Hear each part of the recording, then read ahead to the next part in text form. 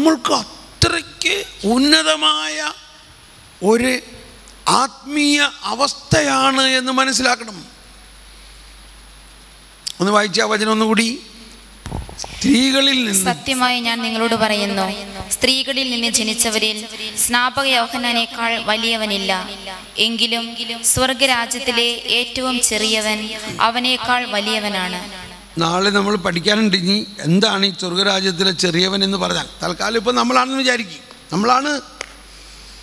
അപ്പം അത്രയ്ക്ക് വലിയ ഒരു കാര്യമാണ് ഈശോ നമ്മളെ കാണുന്നതെന്ന് മനസ്സിലാക്കുക. അപ്പോൾ അങ്ങനെ ജ്ഞാനസ്നാനം കഴിഞ്ഞാൽ പിന്നെ അടുത്ത് എന്താണ് സംഭവിക്കുന്നത്? പരസ്യ പ്രഘോഷണം. അതാണ് സുവിശേഷ പ്രഘോഷണം.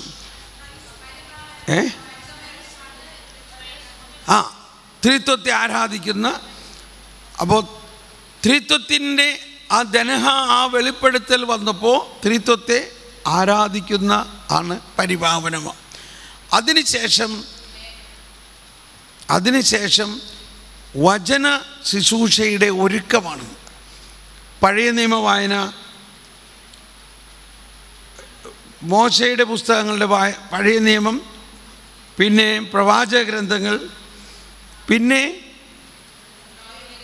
ലേഖന ഭാഗങ്ങൾ, ഇതെല്ലാം വായിക്കുന്നതിന് മുമ്പായിട്ട് അതിൻ്റെ കുറിച്ചുള്ള വ്യാഖ്യാന ഗീതങ്ങൾ. അപ്പോൾ നാളെ അതെല്ലാം നമ്മൾ പാടും. ആ വ്യാഖ്യാന ഗീതങ്ങളെല്ലാം പാടി നമ്മളങ്ങനെ ഒരുങ്ങി ആ വചനം നമ്മളിൽ മാംസം ധരിക്കുമ്പോൾ അതിൻ്റെ അവസാനമാണ് ഈശോയുടെ സുവിശേഷം പ്രഘോഷിക്കപ്പെടുന്ന ആ സുവിശേഷ പ്രഘോഷണ കാലഘട്ടം. ആ സുവിശേഷ പ്രഘോഷണ കാലഘട്ടം ഇപ്പം നമ്മൾ എന്തെല്ലാം ആ 7 രഹസ്യങ്ങളിൽ 7 മിസ്റ്ററീസിൽ എന്തിലൊക്കെ വന്നു? മനുഷ്യാവതാരം, മാമോദീസ, പരസ്യ ജീവിതം. ഈ പരസ്യ ജീവിത കാലഘട്ടമാണ് ഈ പറയുന്ന വചന പ്രഘോഷണവും അതിൻ്റെ വ്യാഖ്യാന കാലഘട്ടം. അങ്ങനെ ആ വ്യാഖ്യാനം കഴിഞ്ഞതിന് ശേഷം ഈശോ ബലിയർപ്പണത്തിന് വേണ്ടി ഒരുങ്ങുകയാണ്.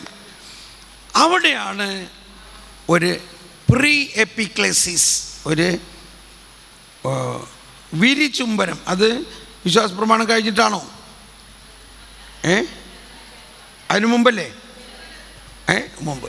ഈ വിരിചുംബനം ആണ് എനിക്ക് പറയാനുള്ളത്.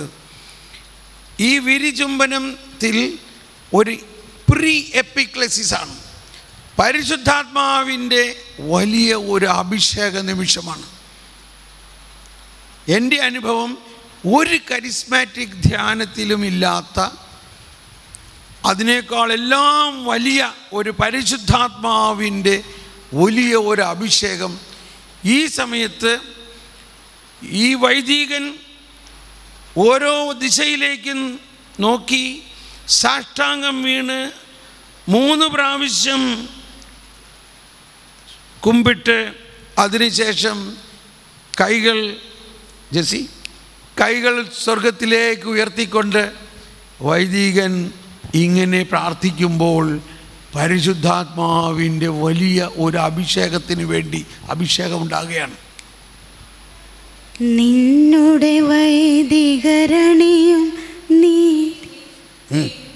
വിശുദ്ധർ മഹിമാവും പാവനമാ ബലിപീഠേ വന്നെത്തി വൈദികൻ സ്വർഗത്തേക്ക് കരങ്ങൾ ഉയർത്തിയവൻ റൂഹായേ പ്രാർത്ഥനയോടെ ക്ഷണിപ്പു സ്വർഗത്തിൽ നിന്നുമിതാ റൂഹാ വന്നു വസിച്ചു മിശിഹാതൻ തിരുഗാത്രം പാവനമാക്കുകയാണി യാഗത്തിൽ തൻ ശോണിതവും. ഇവിടെ നിങ്ങളെല്ലാവരും ഒന്ന് കേൾക്കുന്നുണ്ടോ? കൈവീശി കാണിക്കുന്നു. ഒന്ന് കൈവീശി എല്ലാവരും. ഈ ഭാഗം തുടങ്ങുമ്പോൾ നിങ്ങൾ ദാഹിക്കണം. എന്തിനു വേണ്ടി ദാഹിക്കണം? പരിശുദ്ധാത്മാവ് നമ്മളിൽ നിറയുന്നതിന് വേണ്ടി. എന്നിട്ട് എന്നാ ചെയ്യാനാ ഈ പരിശുദ്ധാത്മാവ്? ഇവിടെയാണ് വളരെ പ്രത്യേക ഒരു സ്പെഷ്യൽ കാര്യം ഞാൻ പറയാൻ പോണത്. ഒന്നെല്ലാവരും ഒന്ന് കൈവീശിയേ. ഈശോയുടെ പരസ്യ ജീവിതത്തിൽ നടന്ന വലിയ ഒരു സംഭവമാണ് കാനായിൽ കല്യാണത്തിന് വെള്ളം വീഞ്ഞായി. എന്തിനാണ് ഈ വെള്ളം വീഞ്ഞാക്കിയത്? അവിടുത്തെ ആളുകൾക്ക് വീഞ്ഞ് കുടിപ്പിക്കാനാണോ? അല്ല.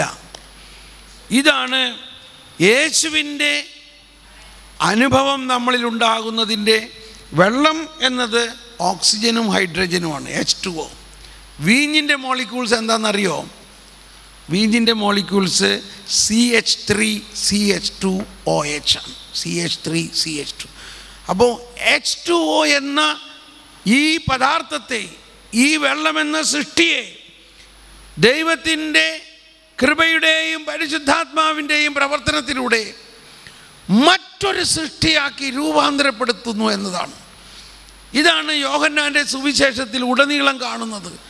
1-ാം അധ്യായത്തിലും പറയുന്നുണ്ട്, അവനിൽ വിശ്വസിക്കുന്നവരും അവനെ സ്വീകരിച്ചവരും ദൈവമക്കളാകാൻ അവൻ കഴിവ് നൽകി. അവർ ജനിച്ചത് രക്തത്തിൽ നിന്നോ ശാരീരിക അഭിലാഷത്തിൽ നിന്നോ പുരുഷന്റെ ഇച്ഛയിൽ നിന്നോ അല്ല, ദൈവത്തിൽ നിന്നത്രേ. 2-ാം അധ്യായം പുതിയ വീഞ്ഞ്. ഈ വെള്ളം വീഞ്ഞാകലാണ് ഈ കുർബാനയുടെ മുഴുവനും സാരാംശം. ഈ വെള്ളം വീഞ്ഞാകലാണ് യോഹന്നാൻ്റെ സുവിശേഷത്തിൽ യേശു സംഭവത്തിൻ്റെ യോഹന്നാൻ്റെ സുവിശേഷം മുഴുവനും. 2-ാം അധ്യായം 3-ാം അധ്യായത്തിൽ പറയുന്നു നിക്കോദേമോസിനോട്, നീ വീണ്ടും ജനിക്കുന്നില്ലെങ്കിൽ സ്വർഗ്ഗരാജ്യത്തിൽ കയറാൻ പറ്റില്ല. 4-ാം അധ്യായത്തിൽ കിണറ്റുകരയിൽ വരുന്ന സമരിയാക്കാരിയോട് യേശുവുമായിട്ട് അനുഭവിച്ചപ്പോൾ സമരിയാക്കാരിയാവുന്ന വെള്ളം വീഞ്ഞായോ ഇല്ലയോ? 5-ാം അധ്യായത്തിൽ 38 വർഷമായിട്ട് കിണറ്റിൻകരയിൽ നടക്കുന്നവൻ ഒരു നിമിഷം കൊണ്ട് വെള്ളം വീഞ്ഞായോ ഇല്ലയോ?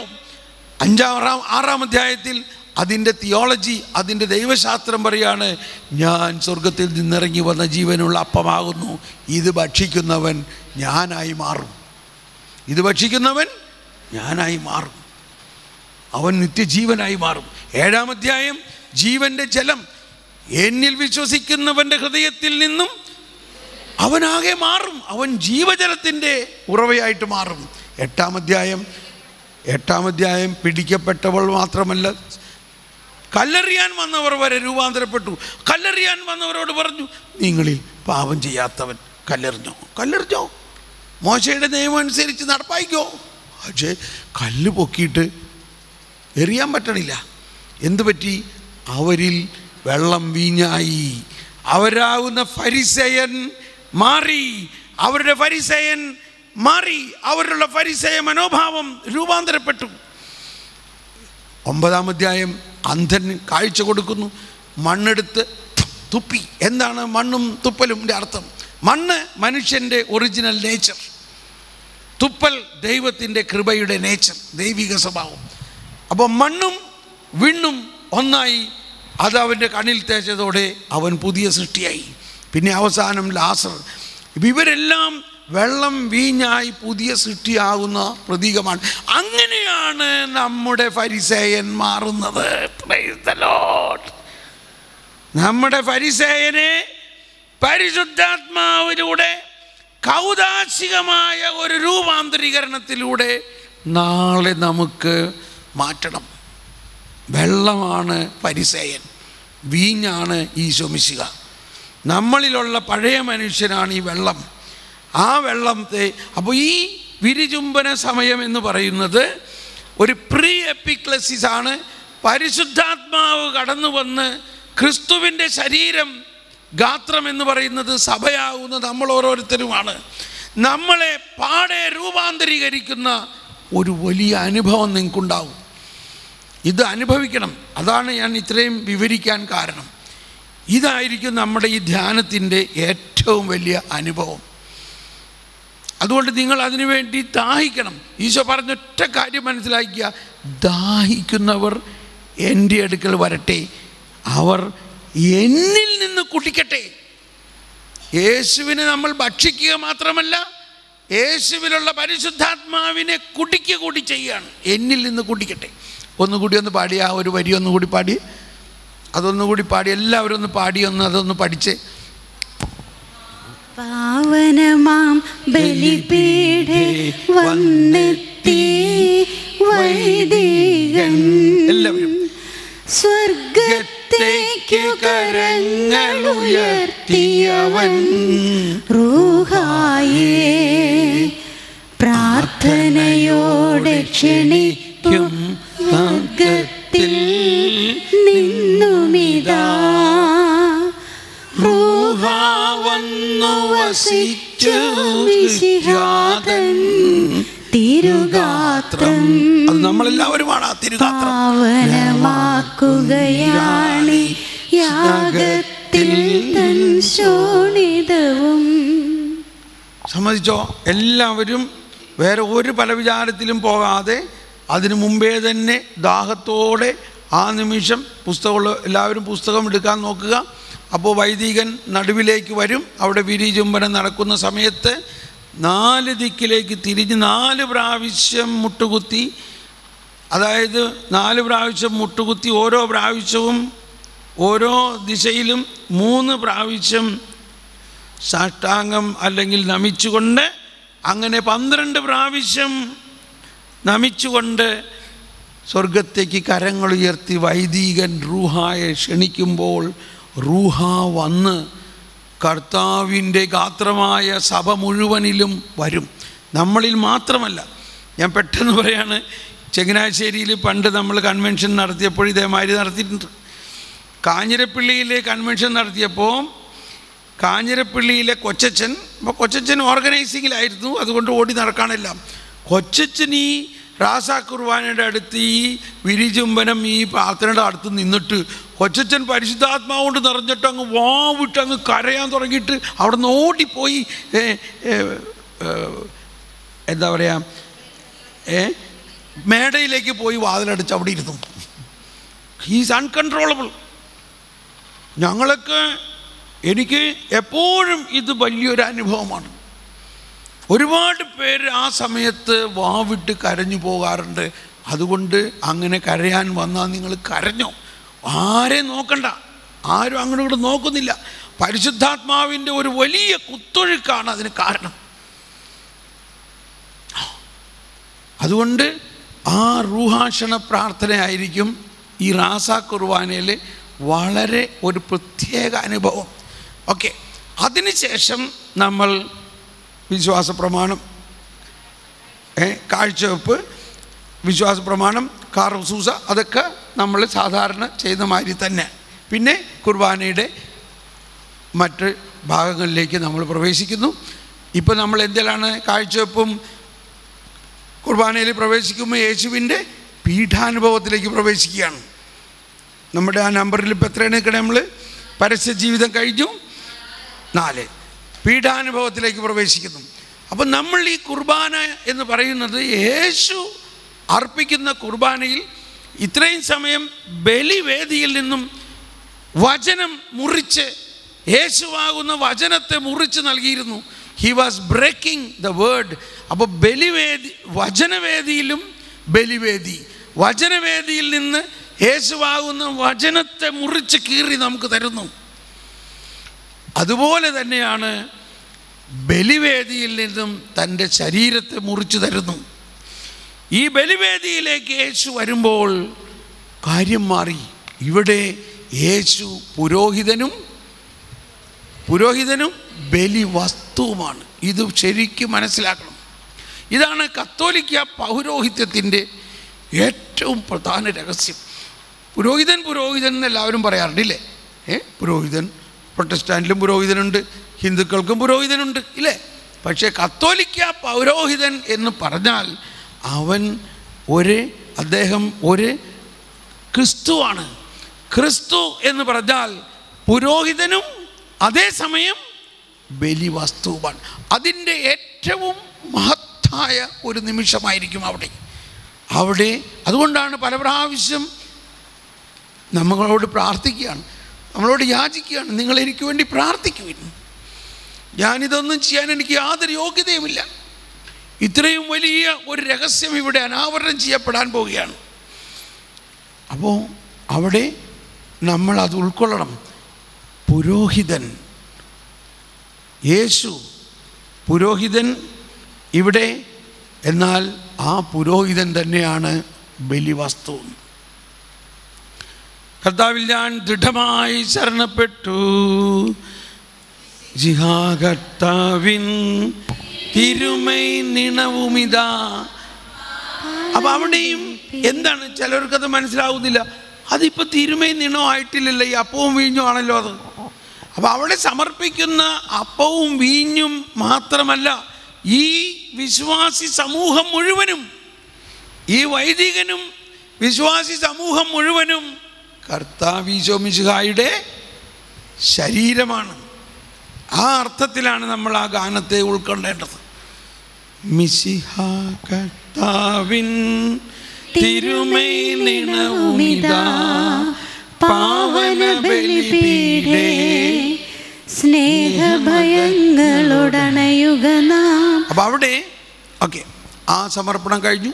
ഇവിടെ ഇതാ വചനവേദിയിൽ നിന്നും ബലിവേദിയിൽ വന്നിരിക്കുന്നു. ഈശോ ബലി അർപ്പിക്കാനുള്ള ആ യാത്രയിലേക്ക് വരുന്നു. ആ ബലിയർപ്പണത്തിനുള്ള സമയമായി. ഇതാ ഓശാന പാടിക്കൊണ്ട്.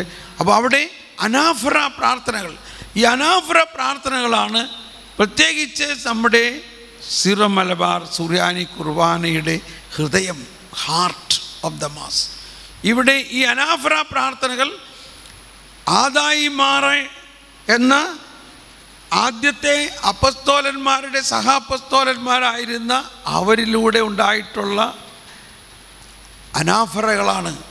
ഈ പ്രാർത്ഥനകൾ വളരെ പ്രത്യേക പ്രാർത്ഥനയാണ്. അതിൽ ആദ്യം ഈശോയുടെ ഈ മനുഷ്യാവതാരത്തെ മുഴുവനും പറയുന്നുണ്ട്. അതായത് ഇപ്പോൾ അർപ്പിക്കുന്ന ബലി ഈശോയുടെ പീഡാസഹനമാണെങ്കിലും ആ ബലി ആരംഭിച്ചത് ദൈവത്തോടൊപ്പമായിരുന്നവൻ. അതിൽ നിന്നും താഴോട്ടിറങ്ങി അപ്പോൾ ബലി ആരംഭിച്ചു കഴിഞ്ഞു. ദൈവത്തോടൊപ്പം ആയിരുന്നത് എന്താണ്? ആയിരുന്ന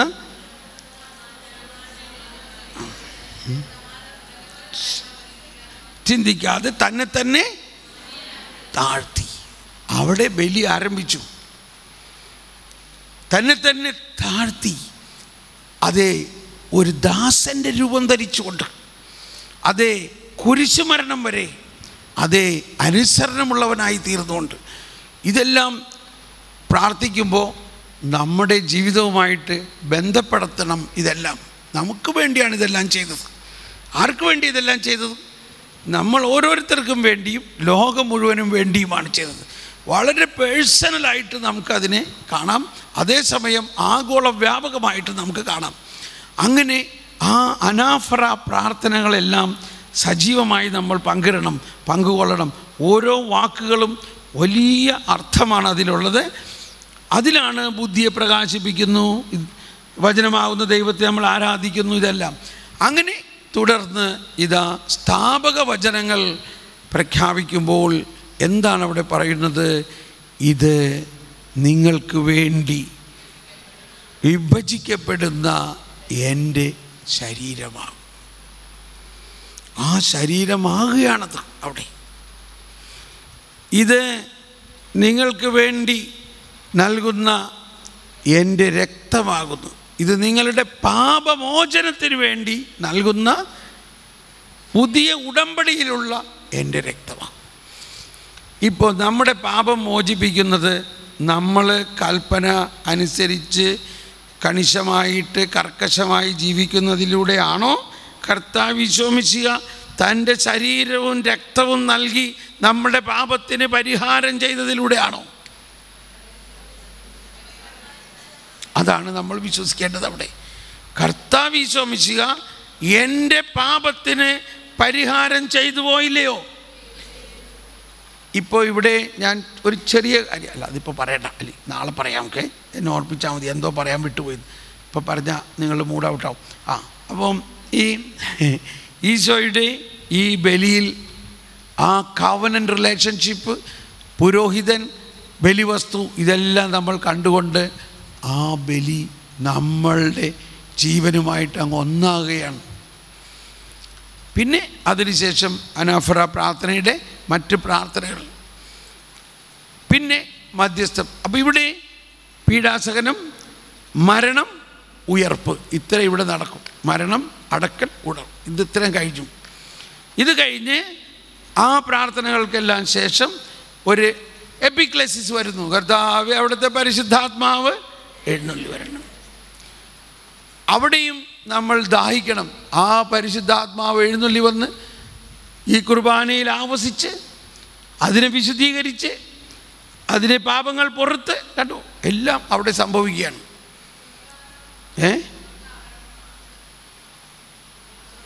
സ്വർഗാരോഹണം അടുത്തതാണ്. ഇനി അത് കഴിഞ്ഞിട്ട് നമ്മൾ ഈശോയെ ഉയർത്തുന്ന ആ അവസ്ഥ, ഈശോയെ ഉയർത്തുന്നു. അവിടെയാണ് സ്വർഗത്തിൽ നിന്നിറങ്ങി വന്ന ജീവനുള്ള അപ്പം ഞാനാകുന്നു എന്ന് പറയുമ്പോൾ ഈ അപ്പം ഇത് യേശു സ്വർഗാരോഹണം ചെയ്യുന്നതിൻ്റെ ഒരു പ്രതീകമാണ്. ലത്തീൻ കുർബാനയിലാണ് കുറച്ചും കൂടി അത് through him with him in him in the unity of the holy spirit all glory and honour is yours almighty father എന്ന പോലെ തന്നെയാണ് ഈ സമയത്ത്. അപ്പോൾ ഇവിടെ നമ്മൾ ഇന്ന് പാടിയ മാതിരി എല്ലാ പ്രാർത്ഥനകളും പാടുമ്പോൾ ക്രോവേൻ, സാപ്പൻ അവരെല്ലാവരും അവിടെ കൂടിയിരിക്കുന്നു. ഈശോയുടെ ശരീരം വിഭജിക്കുന്നത് കാണുന്നു. ഇതെല്ലാം അതിനുശേഷം നമ്മൾ വീണ്ടും പ്രാർത്ഥിക്കുന്നു, കരുണയ്ക്ക് വേണ്ടി പ്രാർത്ഥിക്കുന്നു. ഒരു പെനിറ്റൻഷ്യൽ റൈറ്റ് ഉണ്ടാകുന്നു ഈ ഈശോയെ സ്വീകരിക്കാൻ. ആ ഈശോയുടെ സ്വീകരിക്കുന്ന പരിശുദ്ധാത്മാവിൻ്റെ സ്വീകരണം പോലെ തന്നെയാണ് വിശുദ്ധ കുർബാന സ്വീകരണം വഴി പരിശുദ്ധാത്മാവിനെ സ്വീകരിക്കുന്നു. അപ്പോൾ ദൈവ ഐക്യ ശുശ്രൂഷയിൽ ഹോളി കമ്മ്യൂണിയൻ ഈശോയെ നമ്മൾ സ്വീകരിക്കുമ്പോൾ ഈശോയെ മാത്രമല്ല നമ്മൾ സ്വീകരിക്കുന്നത്, ഈശോ നമ്മളെ സ്വീകരിക്കുകയും പിതാവും പുത്രനും പരിശുദ്ധാത്മാവുമായ ത്രിത്വൈക ദൈവം നമ്മളിൽ സ്ഥാനമുറപ്പിക്കുകയും ചെയ്യുന്നു. ഇവിടെയാണ് ഒരു പന്തക്കൊസ്ത അനുഭവം.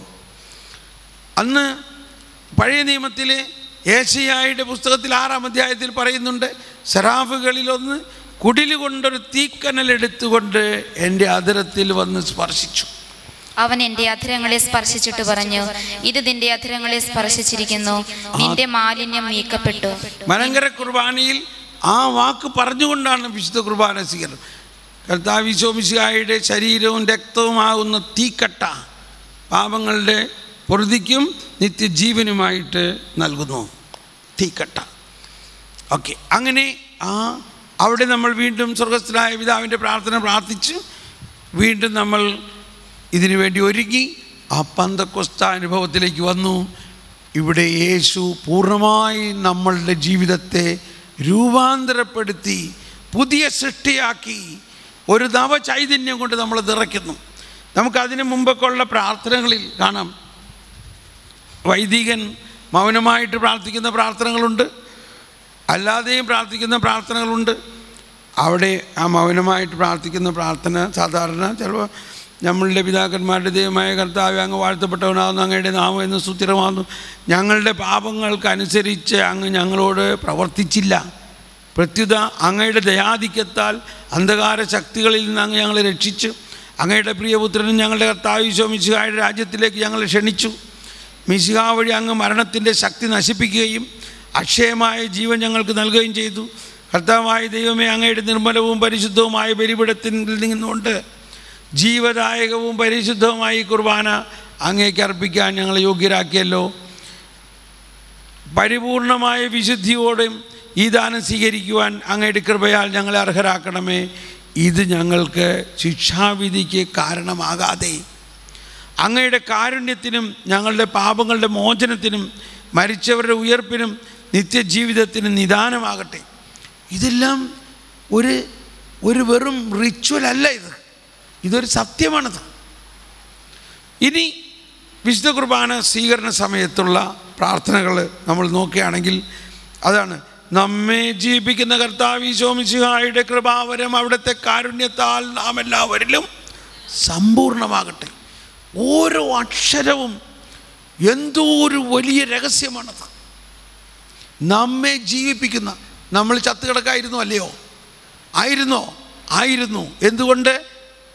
ആദിപാപം കൊണ്ട്. ആ പാപത്തിൽ നിന്നും യേശുക്രിസ്തു നമ്മൾക്ക് ജീവൻ നൽകിയിരിക്കുന്നു. ഇനി നമ്മളെ ചാവാൻ പറ്റില്ല. ഇനി നമ്മളെ മരിപ്പിക്കാൻ പറ്റില്ല. എൻ്റെ ശരീരം ഭക്ഷിക്കുന്നവൻ എന്നേക്കും ജീവിക്കും. പിന്നെ എങ്ങനെ നമ്മൾ പറയണേ ആ ശരീരം ഭക്ഷിച്ച ഒരുത്തൻ സ്വർഗത്തിൽ പോവില്ല എന്ന്? ആ ശരീരം ഭക്ഷിക്കുന്നവൻ എന്നേക്കും ജീവിക്കും.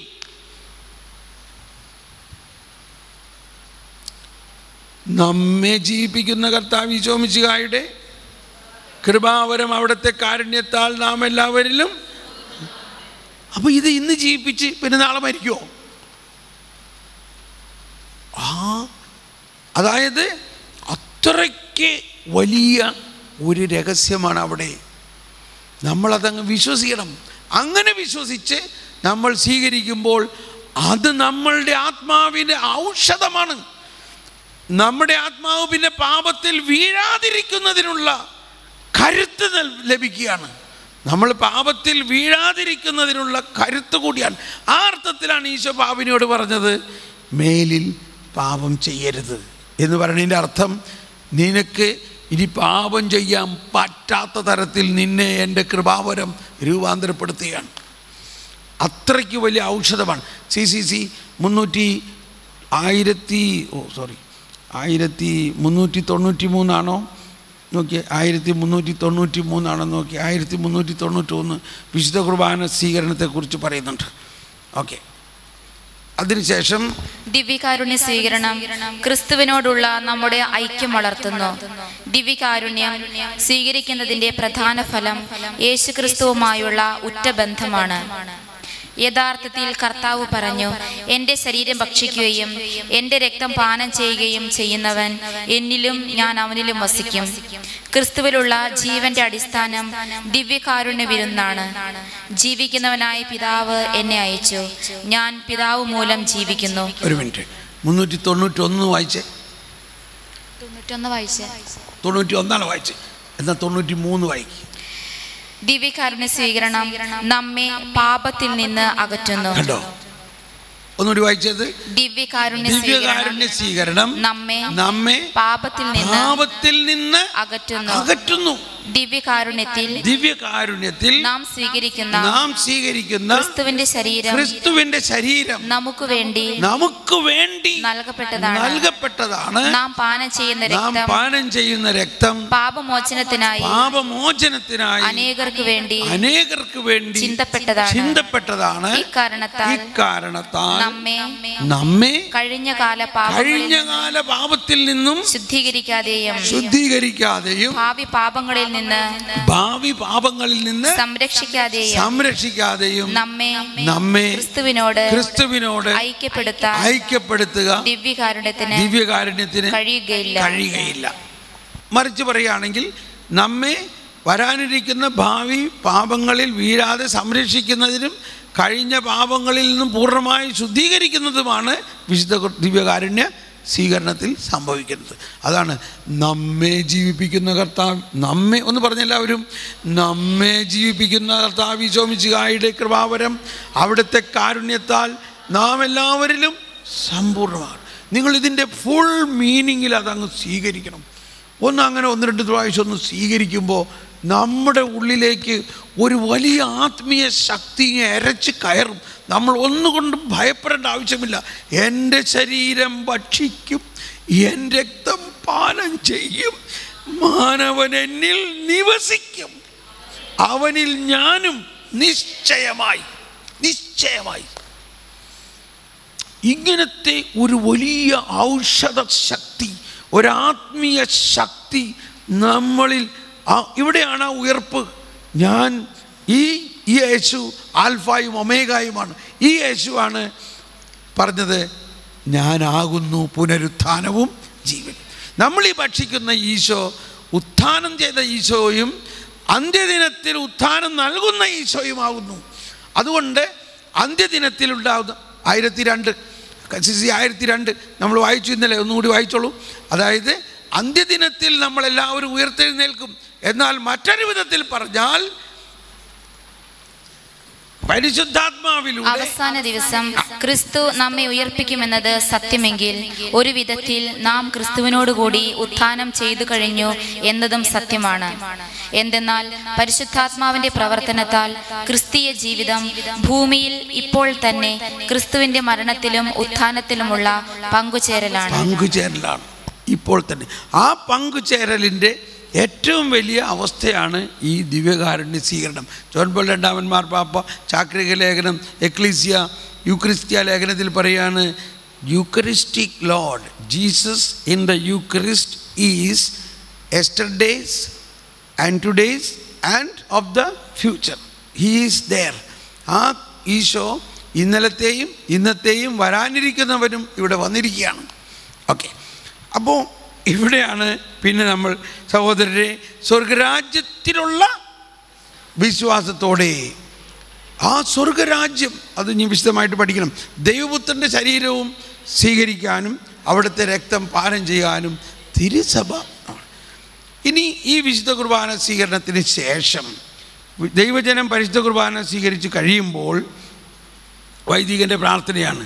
മനുഷ്യവർഗത്തിൻ്റെ പ്രത്യാശയായ, ഞാൻ അതിനകത്ത് കാസയും പിലാസയും തുടയ്ക്കുമ്പോൾ, മനുഷ്യവർഗത്തിൻ്റെ പ്രത്യാശയായ മിശിഹായെ, നിൻ്റെ ശരീരം ഭക്ഷിക്കുകയും രക്തം പാനം ചെയ്യുകയും ചെയ്ത ഞങ്ങളെ നല്ല കള്ളനോടും നിൻ്റെ അഭീഷ്ടം നിറവേറ്റുന്ന നീതിമാന്മാരോടും ഒരുമിച്ച് പറുദീസായിൽ നിന്നെ സ്തുതിക്കുവാൻ യോഗ്യരാക്കണമേ, സകലത്തിൻ്റെയും നാഥ എന്നേക്കും. ഈ നല്ല കള്ളൻ്റെ കാര്യം ചിലപ്പോൾ പറയാറില്ല, അതിന് വേറെ പ്രാർത്ഥന ചെയ്യില്ല.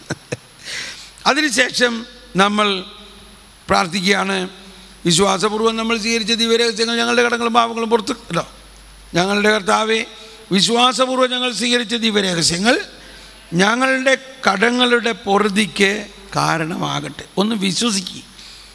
യുഗങ്ങളുടെ രാജാവായ മിശിഹായെ, നീ ദാസൻ്റെയും സൃഷ്ടാവിൻ്റെയും സാദൃശ്യമാകുന്നു. കണ്ടോ, നമ്മളിപ്പോൾ സ്വീകരിച്ച ആളാരാണത്? ദാസൻ്റെയും സൃഷ്ടാവിൻ്റെയും സാദൃശ്യമാകുന്നു. നിന്നിൽ വിശ്വസിച്ച സകലരുടെയും, അതെല്ലാവരും ഉച്ചത്തിൽ പറഞ്ഞേ, നിന്നിൽ വിശ്വസിച്ച സകലരുടെയും കറകളും കടങ്ങളും നിന്റെ ശരീരരക്തങ്ങളാൽ നിർമാർജനം ചെയ്യുകയും ക്ഷമിക്കുകയും ചെയ്തു. നീ മഹത്വപൂർണനായി പ്രത്യക്ഷപ്പെടുമ്പോൾ മനോവിശ്വാസത്തോടെ നിന്നെ എതിരേൽക്കുവാനും സ്വർഗീയ ഘടങ്ങളോടുകൂടെ നിന്നെ സ്തുതിക്കുവാനും ഞങ്ങളെ യോഗ്യരാക്കണം. അപ്പോൾ ഇതെല്ലാം, അപ്പോൾ ഇങ്ങനെ ഇനി ഈ പറയുന്ന പ്രാർത്ഥനകളെല്ലാം ഇതിൻ്റെയൊക്കെ തന്നെ റിപ്പീറ്റേഷനാണ്. ഈ അവസാനം അതിനുശേഷം നമ്മളെ മുദ്ര വയ്ക്കുകയാണ്. നമ്മളെ മുദ്ര വയ്ക്കൽ പ്രാർത്ഥനയിലൂടെ, അങ്ങനെ മുദ്ര വയ്ക്കുന്നതിലൂടെ ഒരു അന്ധകാലത്ത് നമ്മളെ തൊടാൻ പറ്റുകയില്ല. ഇനി വേറെ ഒരു സംരക്ഷണ പ്രാർത്ഥനയുടെ ആവശ്യമില്ല. ഇത് നിങ്ങളങ്ങ് വിശ്വസിക്കുക. ഈ കർത്താവ് ഈശോ മിശിഹായുടെ ശരീരവും രക്തവും സ്വീകരിച്ച് കർത്താവ് ഈശോ മിശിഹ വാഴുന്ന സക്രാരിയായ നമ്മളെ ആരെന്ത് ചെയ്യുന്ന പറയണേ? പറയും. അന്ന് ഇസ്രായേൽ ജനം കുഞ്ഞാടിൻ്റെ രക്തം തെളിച്ചപ്പോൾ സംഹാരദൂതൻ പ്രവേശിച്ചില്ല എങ്കിൽ ഇന്ന് ആ കുഞ്ഞാട്, ദിവ്യ കുഞ്ഞാട്, ആ കർത്താവ് ഈശോ മിശിഹായെ തന്നെ ഭക്ഷിക്കുകയും രക്തം പാനം ചെയ്യുകയും ചെയ്യുന്ന നമ്മളെ തൊടാൻ പിശാച് നമ്മുടെ നാളരികത്ത് വരുമോ? ഇത് വിശ്വസിക്കണം. മാത്രമല്ല പിന്നെ നമ്മുടെ മീതെ തെളിക്കണേ എന്ന് പറയേണ്ട ആവശ്യമില്ല. ഈശോ ഒരിക്കലും പറഞ്ഞിട്ടില്ല എൻ്റെ രക്തം തെളിക്കാൻ. ഈശോ പറഞ്ഞേക്കണേ എന്താണ്? എൻ്റെ രക്തം പാനം ചെയ്യുക. അപ്പോൾ തെളിക്കുക എന്ന ഒരു സങ്കല്പം പഴയ നിയമത്തിൽ വന്നിട്ടുള്ളതാണ്. അന്ന് കുഞ്ഞാടിൻ്റെ രക്തമാണ് അവർ തെളിച്ചിരുന്നത്. ആ കുഞ്ഞാടിൻ്റെ രക്തം അല്ലെങ്കിൽ ആ ആടിൻ്റെയും കാളയുടെയും രക്തം തെളിച്ചിരുന്ന പോലെ അല്ല ദിവ്യ കുഞ്ഞാടായ യേശുവിൻ്റെ രക്തം. അത് തെളിക്കാനല്ല, അത് പാനം ചെയ്യുക. പാനം ചെയ്യുക എന്ന് പറഞ്ഞാൽ തന്നെ എന്താ അർത്ഥം? രക്തം പാനം ചെയ്യുകയും ശരീരം ഭക്ഷിക്കുകയും ചെയ്യുക എന്ന് പറഞ്ഞാൽ ആ യേശുവിൻ്റെ ജീവൻ. രക്തം ജീവൻ്റെ അടയാളമാണ്. ഒരു ജീവിയുടെ രക്തം വാർന്നു കഴിഞ്ഞാൽ ജീവൻ പോയി. അതുകൊണ്ട് യേശു തൻ്റെ ജീവൻ നമുക്ക് തന്നിരിക്കുന്നു എന്നർത്ഥം. അതാണ് ഉടമ്പടി. ഉടമ്പടി എന്ന് പറയുന്നത് യേശുവിൻ്റെ ജീവൻ നമുക്ക് തന്നു, നമ്മുടെ ജീവൻ യേശുവിന് കൊടുത്തു. ഈ രണ്ട് ജീവനും ഒന്നാകുന്നു. ഭാര്യാഭർത്തൃ ബന്ധം പോലെ ഒരിക്കലും അകറ്റാൻ പറ്റാത്ത രീതിയിൽ മിലൻ ഹോ ജാത്താ ഹേ, മിക്സാവുന്നു, നമ്മൾ കലർത്തപ്പെടുന്നു. ഒരിക്കലും ഇനി നമ്മളെ അകറ്റാൻ പറ്റില്ല. എന്ന പോലെ തന്നെ ഈ ഉയർപ്പിൻ്റെ ശക്തി ഇപ്പോൾ യേശുക്രിസ്തുവിൻ്റെ ഈ ദിവ്യകാരുണ്യ സ്വീകരണത്തിലൂടെ നമ്മളിൽ നിറയുന്നു. അതാണ് എൻ്റെ ശരീരം ഭക്ഷിക്കും, എൻ്റെ രക്തം പാനം ചെയ്യും, മാനവനിൽ നിവസിക്കും, അവനിൽ ഞാനും നിശ്ചയമായി. അതിനുശേഷം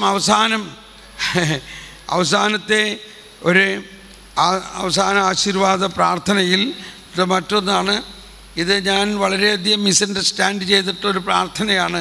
ഞാൻ ഈ പുസ്തകമൊക്കെ വെച്ചുകൊണ്ടാണ് എല്ലാ ദിവസവും കുർബാനയ്ക്ക് പോയിരുന്നത്.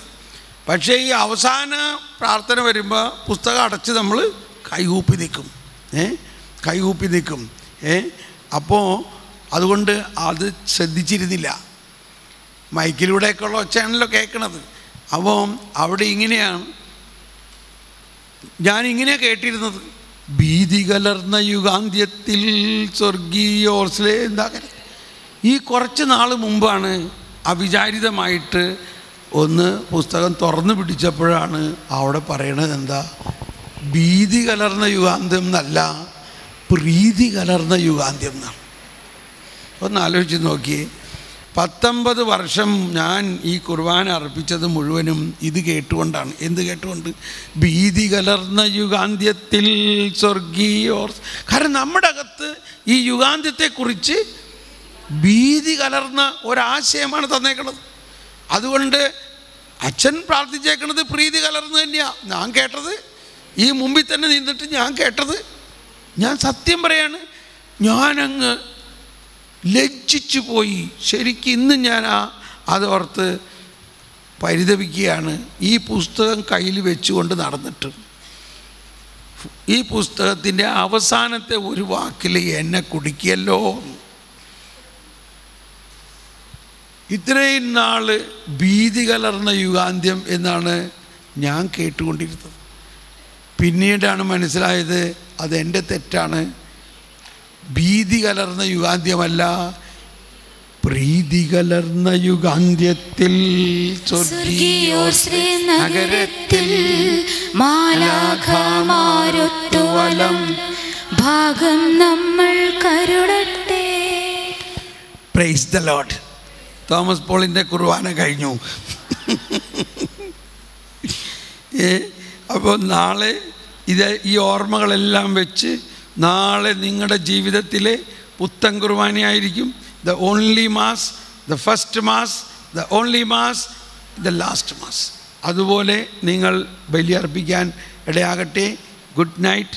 വേഗം 4 മണിക്ക് എണിക്കോ ഇല്ലയോ? എത്ര പേര് 4 മണിക്ക് എണിക്കണം? ഒന്ന് കൈപൊക്കിയേ.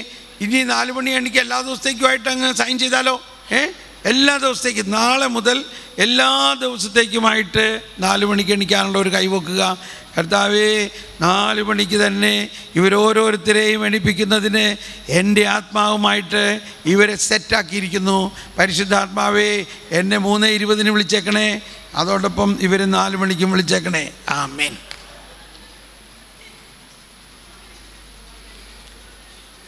മൗനമായി അച്ഛൻ ഒരു മിനിറ്റ് അച്ഛനൊന്ന് വന്ന് നമ്മളെ ഒന്ന് അനുഗ്രഹിച്ചിട്ട് ഇന്നത്തെ ശുഭരാത്രിക്കായിട്ട് നമുക്കിറങ്ങാം. നമുക്കെല്ലാവർക്കും എഴുന്നേറ്റ് നിൽക്കാം.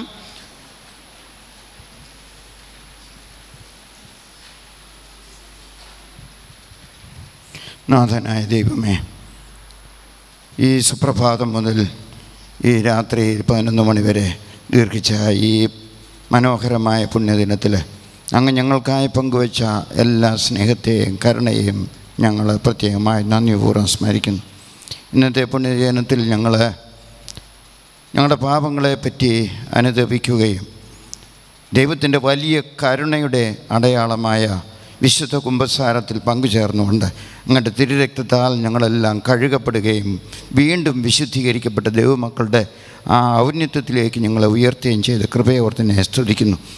ഓരോ ബലിയർപ്പണത്തിലും അങ്ങ് തന്നെ ഞങ്ങളിലേക്ക് കടന്നു വന്ന് ഞങ്ങളെ ബലിയർപ്പകരും ബലിവസ്തുക്കളുമാക്കി തീർത്ത് അങ്ങയുടെ ബലിയർപ്പണത്തിൻ്റെ ഭാഗമായി തീർക്കുകയും അങ്ങയോട് ചേർന്ന് നിന്നുകൊണ്ട് ഞങ്ങൾക്ക് മഹത്വപൂർണമായ വിരുന്ന് സ്വർഗത്തിൽ വന്നു ചേരുവാൻ തക്കവണ്ണം ഞങ്ങളെ ഓരോരുത്തരെയും ഒരുക്കിയ കൃപയെ ഓർത്ത് അങ്ങയെ സ്തുതിക്കുന്നു. ഞങ്ങളുടെ ജീവിതത്തിലും ഞങ്ങളോട് ബന്ധപ്പെട്ടവരുടെ ജീവിതത്തിലും വന്നുപോയ സകല കുറവുകളെയും ബലഹീനതകളെയും ഏറ്റുപറയുന്നു, മാപ്പപേക്ഷിക്കുന്നു. നമ്മുടെ കർത്താവ് ഈശോ മിശിഹായുടെ കൃപയും പിതാവായ ദൈവത്തിൻ്റെ സ്നേഹവും പരിശുദ്ധാത്മാവിൻ്റെ സംസർഗവും നാം എല്ലാവരോടും കൂടി ഉണ്ടായിരിക്കട്ടെ, ഇപ്പോഴും എപ്പോഴും എന്നേക്കും. ആമേൻ. ഈശോ മിശിഹായിരിക്കട്ടെ. Thank U.